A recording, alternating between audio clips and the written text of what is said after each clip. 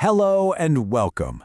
Today, we're diving into a really profound perspective, one that sees women not just as members of society, but as its divine architects, the very foundation of life itself.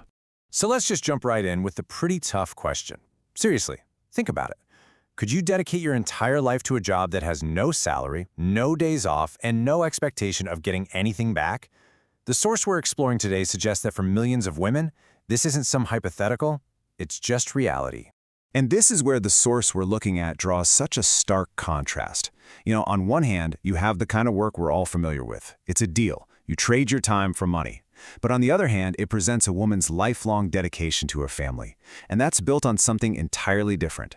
Not a transaction, but pure, unconditional sacrifice. So here's how we're going to break this all down. First, we'll get into the unspoken sacrifice. Then, her role as the foundation of life. After that, the embodiment of power, her everyday genius, and we'll wrap it all up with a really powerful call for reverence. Okay, let's start with the unspoken sacrifice. According to this perspective, we're not just talking about a personal choice here. We're talking about the hidden foundation that our whole social world is actually built on. So what does this sacrifice actually look like? Well, it often starts with leaving the only home she's ever known, to go and build a new one. And from that moment on, it becomes a lifetime of work, all for the well-being of her new family, and all of it done without expecting a single thing back. And here is where the source makes a huge claim. This isn't just about one family. The argument is that the stability of all our families, and because of that, society itself, is balanced on this quiet, often totally invisible sacrifice.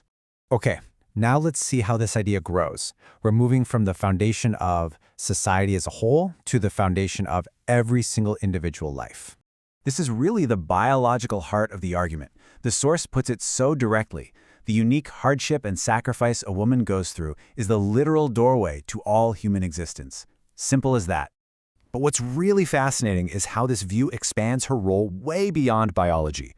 There's this proverb, "Ek maa ki shiksha so shikshak ke barabar," which means one mother's education is equal to 100 teachers. This reframes her as our first and maybe our most important educator, the one who shapes how we see the entire world. And this influence, it's not just in one role. It shines through in everything she is. Whether she's a mother, a daughter, a sister, or a wife, her love and affection are described as this essential force for happiness that just lights up the lives of everyone she knows. All right, now we're shifting to a totally different dimension.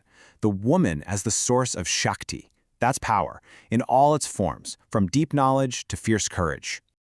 This is such an interesting philosophical point. The idea is that all power, whether it's intellectual power or physical courage, actually comes from a feminine source.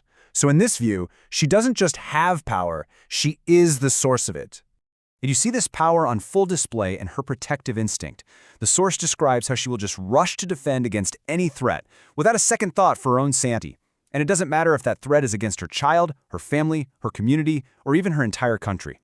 So, we've talked philosophy, but now let's get down to the practical. This section is all about celebrating the incredible, multi-talented genius that women show us every single day.